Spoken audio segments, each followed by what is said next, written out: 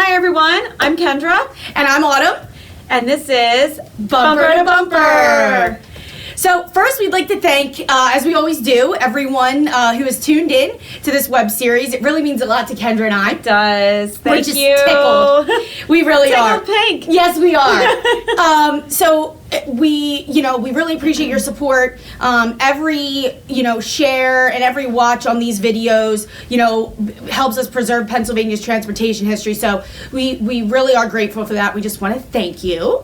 Now, remember that new episodes get released every third Friday of the month on our YouTube channel, but we also do release them on our Facebook page as well and on our website, so you want to keep an eye on those.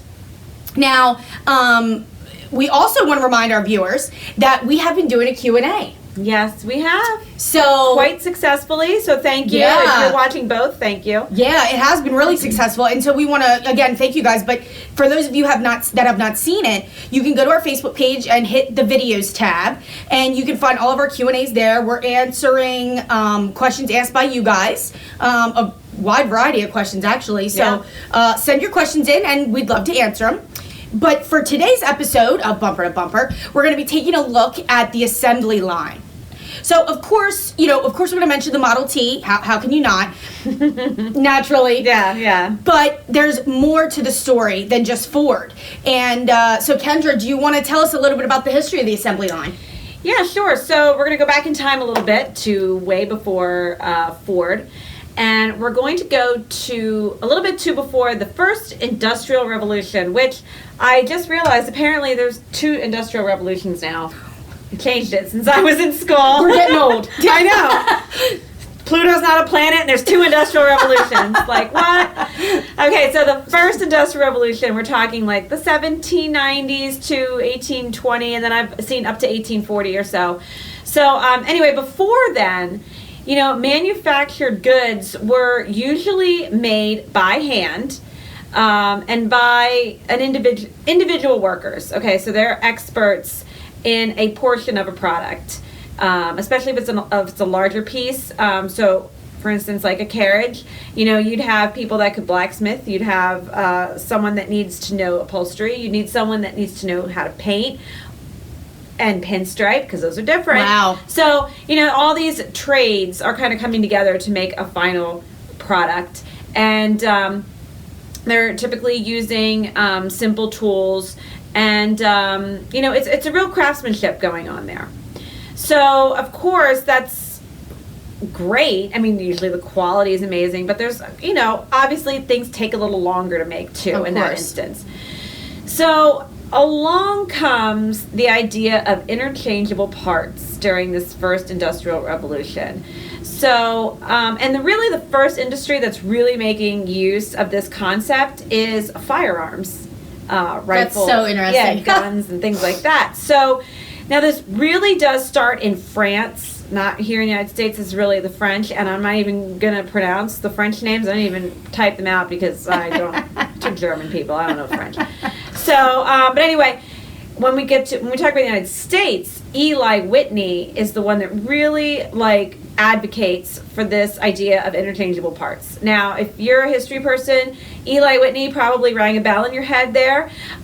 He's really famous for his invention of the cotton gin in 1793, I think, is when he filed the patent for it, and then he got the patent the next year. So, and that transformed the United States, particularly the South. That was kind of a big deal. Mm-hmm, big deal. This is a big name. So, later, after he does the cotton gin thing, he moves on to this idea of interchangeable parts, and he's really intrigued by it. He really, like I said, is a real advocate of this. He doesn't invent it, but he really brings it to kind of the forefront here in the United States. And again, in the arms industry especially. So how do interchangeable parts work or help with the cost? Well, it makes the process quicker, because now what you're doing is essentially you're making all of the parts exactly the same.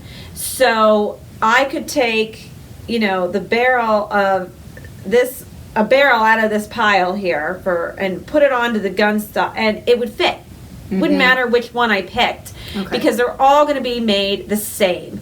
So it's quicker, And you can also use unskilled labor as opposed to a very well-trained craftsman that went through an apprentice program and things like that. So therefore you can then pay lower wages. Okay, so that helps with the cost. And it makes the repairs easier too. And also it cuts down on the need for repairs because really everything should be fitting together as possible. You've cut down on that human error and just the variation. So that's the idea, essentially, of interchangeable parts. That is cool. So, yeah. The firearms thing was really interesting. When I read that, I thought, wow, that's, but it makes sense when you say it, when you think about it, it really does make sense. Yep. So now, as far as cars go, it really is a common misconception that Henry Ford was the first to really use an assembly line, right? Yeah, definitely. So, interchangeable parts are essential to the assembly line and how that works, because if you're moving on an assembly line, you need to be assured that every part's going to fit, as you're grabbing it and putting it on. And Henry Ford definitely did not use the assembly line first. He didn't invent it, and he didn't use it first with cars, and most people think that he did. He perfected it. We'll get to that. But actually, it was actually Ransom E. Olds that used the assembly line and interchangeable parts first. And he used it to build cars in 1901, and he did this to build an Oldsmobile curved dash. It's a small little light car. You still see those around at car shows and stuff, and they're a neat little thing. And he was able to increase manufacturing by 500% in just 1 year using these methods. And by 1905, Olds is building 500 cars or 5,000 cars a year. So that's a big deal. That's really, really impressive. Yeah. So Henry Ford's really inspired by this, and he comes out with his Model T. Now, the Model T comes out in 1908, and comes out. The sales price is $825, so that's still kind of expensive. It's not till about 1913, that he really gets this down to a science, because that's when he installs the first moving assembly line. We have this behind us here, and it's probably hard for you to see, but this is on display in the museum. It's in a case, which kind of outlines a quick little history of the assembly line. But this is a Model T assembly line model from the Franklin Mint. But this moving assembly line is really important, because before then it was taking about 12 hours start to finish to build a car.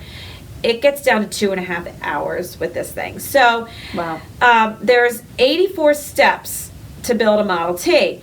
Each worker is trained specifically for one of those 84 steps, okay? And the fact that it moved, okay, is really important. So the chassis, the frame, the engine, of the Model T is being pulled along this like conveyor belt type thing with a rope, and it moves from station to station. And we do that instead of having like the chassis sit here and the workers walk up to it and do whatever their job is. So it cuts down on time that way. The workers aren't tripping over each other and wasting time moving back and forth. They can stay stationary pretty much all day. And in 1914, we make an upgrade even again, and it becomes mechanized belt, and it moves 6 feet per minute. This chassis goes down. So eventually we're going to get this down to 93 minutes to build a Model T. And by June 4th, 1924, okay, so 10 years after that mechanized belt, the 10 millionth Model T rolls off the assembly line. So that gives you some idea of how fast these are being pumped through there. Jeez Louise. So I said it was $825 in 1908. So as he refines the assembly line and improves the time and everything, we're going to see the price go down to about $300. And eventually in 1925, it goes down to $260. So massive price cut there. A lot more affordable for your everyday driver. Exactly. So, and eventually, we're going to see a Model T come off the line pretty much every 24 seconds. And, we have 15 million Model Ts sold by 1927. Wow. That's about half of all the cars. I mean, that's business right there. I mean, say what you want. That's a businessman making business decisions. Definitely. I mean, look how much that improved his business by making those decisions. That's incredible. So, is it true that Model Ts were only available in black? I've heard that. Yes. That's a big thing. He did actually say that you can have a Model T in any color so long as it's black. That's not entirely true. In the beginning years, and then again at the end of Model T production, you could get Ts in other colors like red or like gray or something. But from 1914 to 1925, and those are really like the peak years of this moving along at a good clip, the only color offered was black. And really, a lot of that's just kind of for efficiency and keep everything uniform as well. You know, let's get a few more seconds out of the process, right? Again, another business decision, honestly. Exactly. And my man, I love black too. So everyone looks good in black. Look at us, so, black wow, that's cool. Yeah. So how did, the workers feel about the assembly line? I think we should talk about that. Yeah, it's interesting. So, I mean, we always talk about like the economy of it and how it kind of got the Model T out there in the public and in such huge numbers, but we don't really talk all the time about the workers and how it really affected them. I know, but it's interesting. We're going to talk about it. Seriously, it is so interesting. This is a great part. It is. So, right away, there's things about this that start to upset the workers, And one of them is, assembly line work, it's not exactly the most stimulating, okay? You're sitting there, you're doing the same task over and over again for hours on end. Now you're not even moving around the plant. Yeah. Because the car's coming to you. Yeah. So that's not thrilling to them. The timing is really strict. That car doesn't stop if you're slow that day. It's going to keep going. You have to be on the ball. So some of your workers are going to struggle to complete the task before the Model T kind of like gets out of their space there and has moved on to the next person. So even though we cut down on that walking to and from the chassis just sitting in the middle of the floor, you still are going to have workers kind of like tripping each over because, I didn't finish my thing. I got to keep walking along with it. And, sometimes too, a missing part is like maybe it's missing because they didn't get a chance to complete it or they didn't have a chance to attach it properly or whatever. So that's a problem. So in January of 1914, Ford, he's no dummy. He sees that people are like kind of getting annoyed and like mass leaving, kind of leaving. So he introduces the $5 workday. Now, and he also reduces the time. It was a 9-hour workday, and your wages were $2.34. So now he's making it an 8-hour workday, and it's $5. So he does this to kind of, keep them happy despite this breakneck pace that they're going at. And also, the boredom, well, if I'm getting paid double, maybe I'll be more amenable to this. Yeah. Another reason that he does this, well, he does actually want his workers to afford a car, that just gives him more business too if his workers are buying it. But there's another consequence here of this 8-hour workday. Now he can start a third shift. Wow. So exactly. Now this factory is going 24 hours a day and he can hire more workers too. Wow. To staff all these shifts. So, okay, now there's a wage increase, but the conditions do still continue to affect the worker. And if you read some of these guys' quotes, they're really interesting. Like there's one, the worker says, "Am I bossed around? No, I don't need to be. The machine is my boss." So you kind of start to see like a separation from like the humanity of it because they're kind of like enslaved to the conveyor belt, really. Yeah. And their equipment. There's a journalist from this era. His name's John Fitch, and he wrote something about this, and I'll read it to you here. "One man fits the parts together so that the bolt holes come right. The next man fits the bolt holes into place. The next has a pan of nuts before him, and all day he scoops them up and with his fingers starts them on the thread of the bolts. The next man has a wrench, and he gives the final twist that makes them tight." Wow. How many men did I just describe there doing what? Yeah, seriously. Yeah. So now he says that's efficient, but then he says after that, this journalist, quote, It may be fine to see an automobile come through that door every 20 seconds, but you don't see them if your job is to start the nuts on the threads. You haven't time. There are always more bolts to be capped. Wow. So that is something that affects them too. You know, they're toiling away and they don't really see like the finished product, you know, like there's not that sense of satisfaction, I guess, you know, that you finished something. You're just like a cog in the wheel, really. So that does start to wear on these guys too. Well, and no matter who you are or what you're doing, you know, whatever you do for a living, it's nice to see all your work pay off in the end. I mean, even you and I, when we do an exhibit, I mean, can you imagine if we just never saw it and it's like, okay, there it goes. And there it is. That is disheartening, and I can understand that. It would be like, oh, like I can't really see my stuff come to fruition. You're not like really a part of the process. That's right. Even though you are. Yes. But you've kind of been cut out of the end portion of it. Yeah, that could be frustrating. Yeah. And it changed the demographics, too, in the factory. So you had a lot of, you know, kind of like your northern and western, very waspy workers, you know, Irish or, you know, English, Germanic descent. Well, now, you know, you're going to start to get a lot more of Southern and Eastern European workers, you know, Italians, Polish, Russian, and, you know, because it's not skilled labor anymore, and these are recent immigrants, and they're looking for a better life, and here's a place that they can go and work. So that's a pretty common story we hear in the United States. Yeah. So you take all that together, you know, it's kind of like the assembly line is sort of like an insult to craftsmen, you know, it's kind of like cheapening their labor. I don't mean financially, but like in the headspace. In headspace, you know, it's kind of like a cheapening of it. Yeah. And it's also kind of seen as like overreach by the man, you know.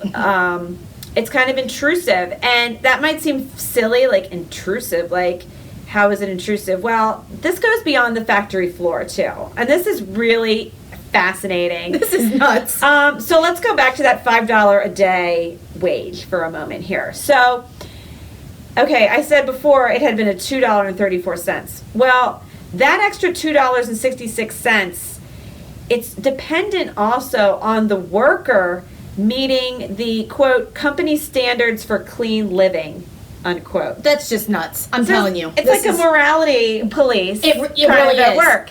So Ford, in 1914, along with this $5 a day work thing, starts a sociological department. I'm not joking here. Really it sounds like a college department. No, this is like something that he started with Ford, and it looked into the workers' private lives and things that they were doing in their own personal time. Oh my God. So the sociological department has investigators that they could potentially send to your home unannounced to see, you know, make sure your house is clean.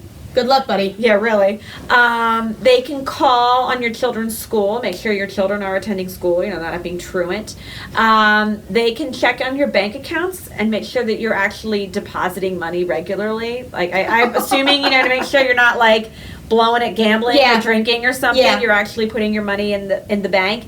So, yeah. And then they had training for the wives. Okay, this is the kicker to me. The wives, to make sure the wives, you know, got some training on housekeeping and other things like that. So, yeah, that's intrusive. It is super intrusive. Maybe not as much then as it is now, but whoo, can you imagine? No. Can you imagine? No. So, and maybe less intrusive, but this is also interesting too. I mentioned there's a lot of new immigrant workers coming there. So Ford also starts an English school because now we have all these workers that don't really speak English, and you know, I'm sure there was some, you know, sort of assimilation there, thinking there, but also for safety, so they understand how to work safely. When you're giving safety instructions in English and, you know, what, a third of your workforce can't understand that's a problem. Right. So like, watch out. The guy doesn't know what you're saying. Some things like coming down at you. Yeah, that's scary. So that's some of the interesting stuff behind the Ford assembly line. I just can't believe that sociological department thing is so mind-blowing to me. I mean, I encourage our viewers to Google that, because I'm telling you, it is so interesting. Like Kendra said, I cannot imagine it today. Mm-hmm.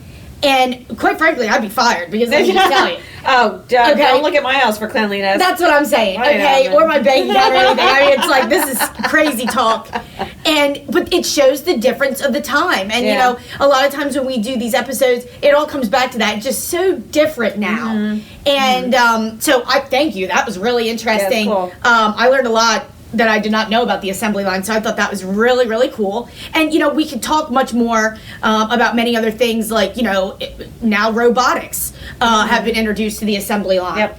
And again, you talked about human error. Quite frankly, it does eliminate that. So there's a lot of interesting things there that go along with the assembly line. But honestly, you know, Henry Ford, he was quite the innovator. There's no denying that. Maximum efficiency, like we talked about. Business decisions were on point. So, and you know, it was for the time, it was great, and it really propelled the car industry forward. Yeah. So it's really something really amazing. So that's it for this episode. We want to thank you guys for tuning in this month, and we'll see you in January. We want to thank. Thank Jillian, who was a fabulous volunteer. She really helped us with research here today. So thank you, Jillian. Yeah. We know you're watching, so thank you. Yeah, she's amazing, and she now works at the BBB, so check out the BBB because they do a lot for Boyertown. But yeah, that's important to note that. And we'll see you guys back here in January. We're going to be talking about our beautiful 1938 Fegley's Reading Diner. I know you guys all know what that is, and if you don't, you're in for a treat because it's really an amazing piece of roadside architecture here at the museum. So, as always, you know, hit the red subscribe button on our YouTube channel. Every time you guys subscribe, it really helps us, you know, preserve PA's transportation history. So, check out our Facebook page for our most up-to-date information. Yep. Again, subscribe to the YouTube channel, and check out our website, and we have an Instagram as well. So, follow us on there, and thanks so much. We'll see you guys next time. Thank you. See ya.